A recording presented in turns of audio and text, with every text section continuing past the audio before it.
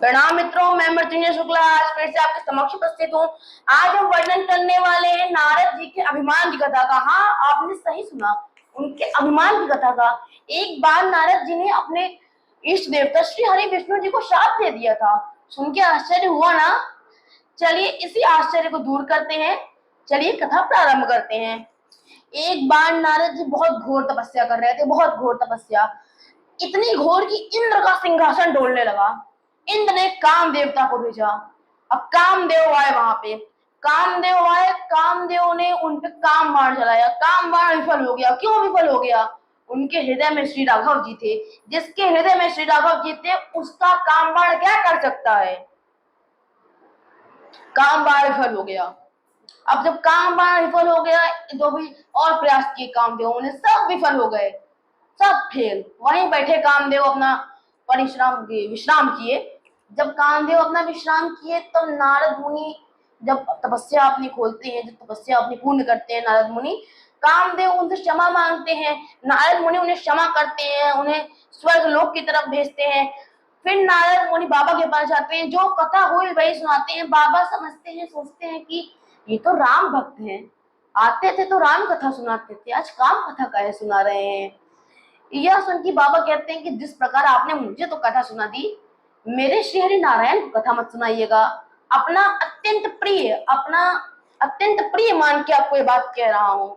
नायक जी ने कहा ठीक है। वह रास्ते में जाकर सोचते हैं बाबा जल गए हैं मुझसे, उनसे पच नहीं रही है मेरी उपलब्धि। जाके रास्ते में सोचते हैं कि बाबा से तो मैंने बता दिया, अब नारायण जी से कैसे बताऊंगा, मैं बात कैसे शुरू करूंगा।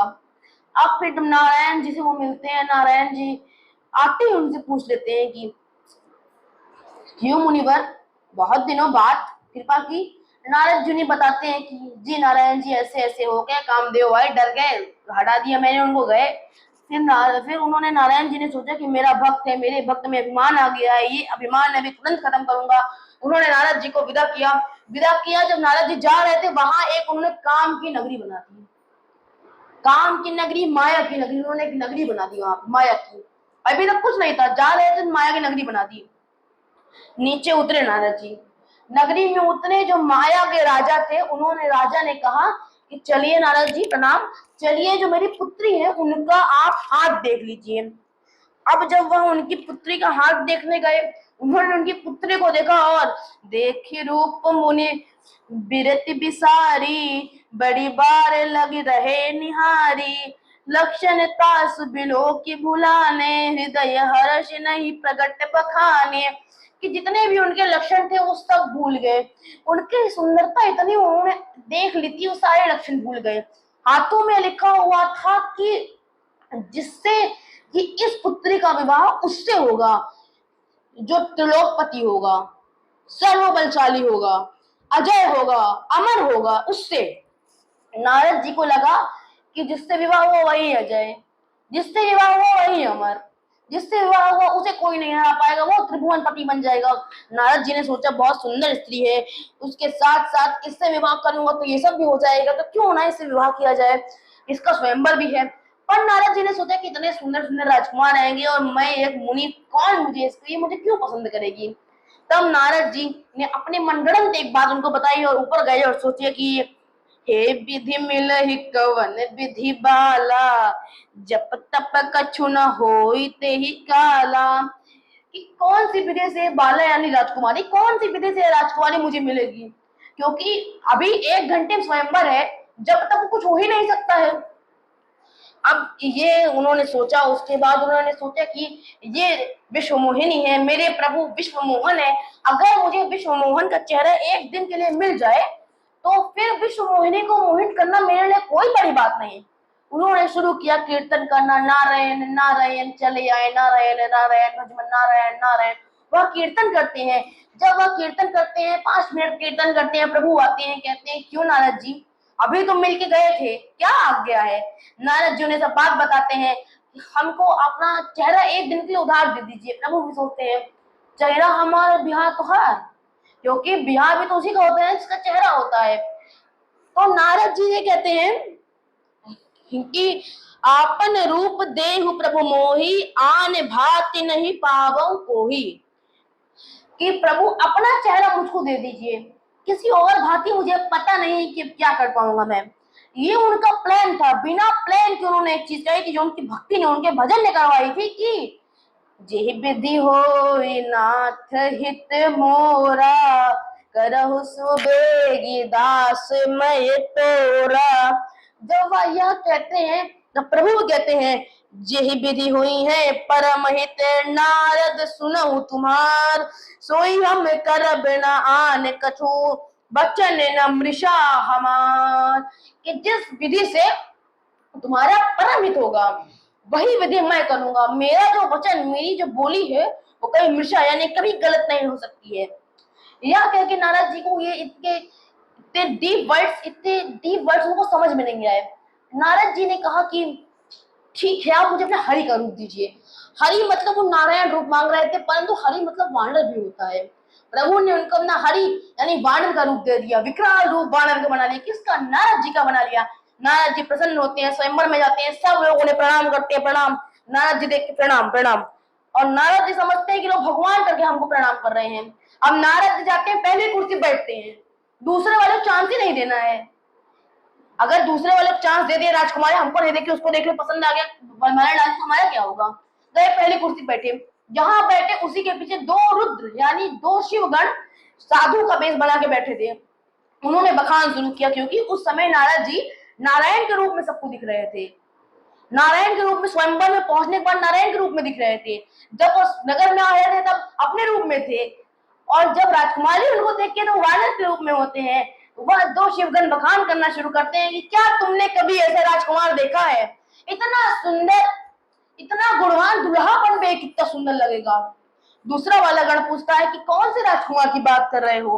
कहते अरे वही पहली कुर्सी वाला। नारद जी कहते अब तो हम ही भगवान है, हम बात कर रहे हैं ना, हम ही भगवान हमारे बारे में बात कर रहे हैं। अब यह कहते कहते अभी वही राजकुमारी आती है, और राजकुमारी आते ही जेहि दिसि बैठे नारद फूली, सो दिसित ही न बिलो की भूली, पुनि पुनि मुनि उकसई है कुलाही, देखी दशा हर गण मुस्काही। कि जिस दिशा में नारद जी बैठे थे उस दिशा में राजकुमारी भूल के नहीं गई, क्योंकि राजकुमारी उनका विशाल मरकट का रूप देख के डर गई थी। मुनि बार बार उनको बुलाते हैं, बार बार उकसाते हैं कि वो मेरा चेहरा देखे। जब जब वो उनका चेहरा देख के भय खा जाती है। और एक और, जिस पंक्ति में वो बैठे थे, जिस पंक्ति में वो बैठे थे उस पंक्ति में ही वो नहीं गई। अब मुनि बहुत प्रयास कर रहे हैं कि लगता है मेरा चेहरा नहीं देखा। वो चेहरा दिखाने का प्रयास करते हैं, इधर उधर जाते हैं, उधर से बुलाते हैं चेहरा देखने के लिए। जितनी बार चेहरा देखते वो डर जाती हैं। मुनि को लगता है इसने मेरा चेहरा नहीं देखा है। उसके बाद ये वो प्रयास कर रहे थे, तभी हमारे श्री हरि नारायण धरिन्द्र पतनु तहाँ गयहु कृपाला, कुंवरी हर्षि में ले जय माला, दुल्हन ले गए लक्ष्य निवासा, नृप समाज सब भयहु निराशा। कि जो हमारे प्रभु थे तब वो वहां एक नृप यानी एक राजकुमार का रूप लेके वहां आ जाते हैं। उनकी माया उन्हें के गले में माला डाल देती है। स्वयंवर समाप्त होता है, प्रभु उनको लेके जाते हैं, और नारद जी बाकी सारे नृप क्रोधित होते हैं। नारद जी कहते हैं ये मेरा मुख है, इतने सुंदर मुख पे इसने मुझे माला नहीं डाली, उस राजकुमार को डाल दी।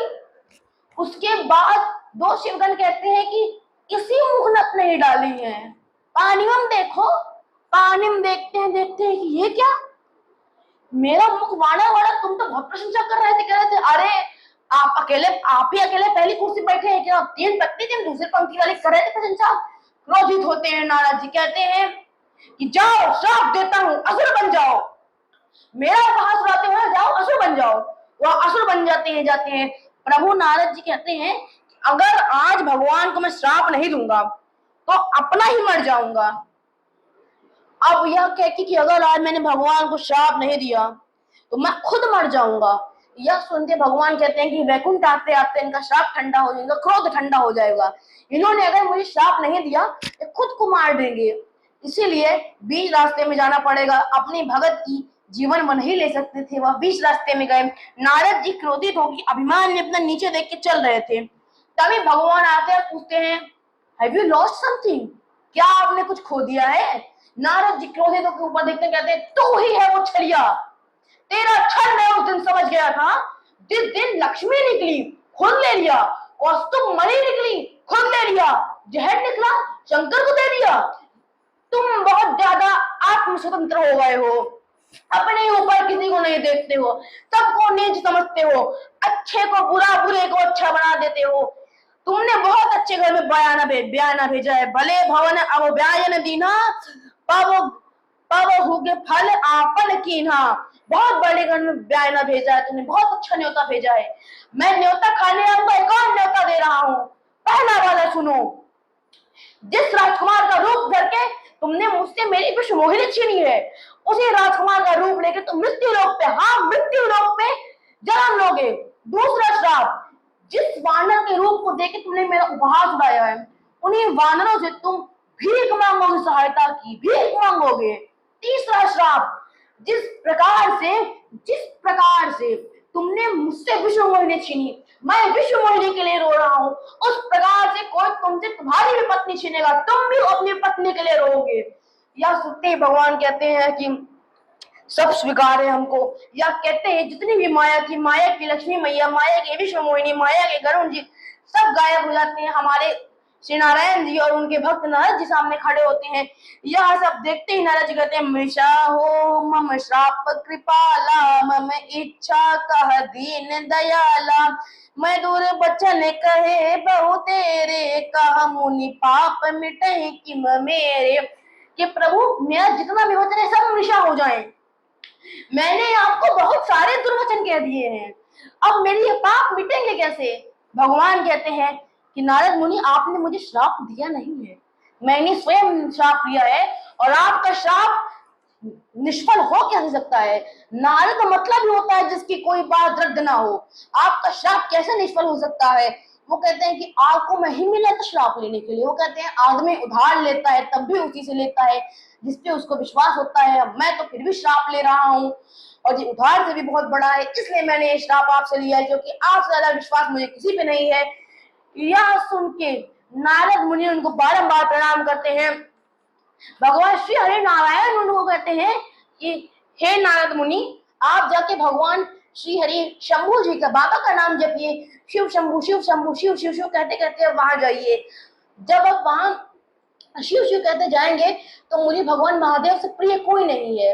आप वहां जाइए शिव शिव कहते हुए, आपके जितने अपराध है मैं सबको भुला दूंगा। वो जब कैलाश पहुंचते हैं, वहां वो देखते हैं कि वही दो रुद्रगण रो रहे थे बहुत। पूछते हैं काहे रो रहे हो? कह रहे हैं तो श्राप दियो, हंसे क्या?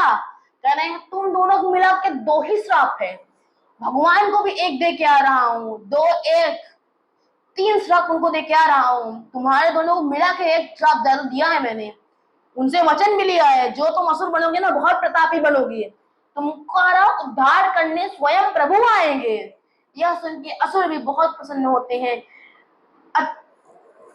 तथा जो हमारे श्री हरिनारायण जी इन तीनों श्रापों को सफल होता है, पहले श्राप के कारण वो उसी राजकुमार के रूप में श्री राम का अवतार लेते हैं। दूसरा श्राप कि उनको वानर की सहायता लेनी पड़ेगी, वह सुग्रीव जी हनुमान जी की सहायता लेते हैं। तीसरा श्राप, रावण उनकी पत्नी को उनसे छीनता है और वो अपनी पत्नी के वियोग में रोते हैं, और उन दोनों को दिया गया वरदान, वो दोनों आगे चल गए कुंभकर्ण और रावण बनते हैं। कुंभकर्ण और रावण बनते हैं और उन दोनों का उद्धार श्री हरिनारायण हमारे श्री रामचंद्र राघव जी करते हैं। और इसी के साथ यह प्रसंग समाप्त होता है। अगर आपको वीडियो अच्छा लगा हो तो लाइक करें, सब्सक्राइब करें और हमारे चैनल को जितना हो सकता है शेयर करें, हमारे फॉलोअर्स को, हमारे सब्सक्राइबर्स को बढ़ाएं। चलिए, धन्यवाद।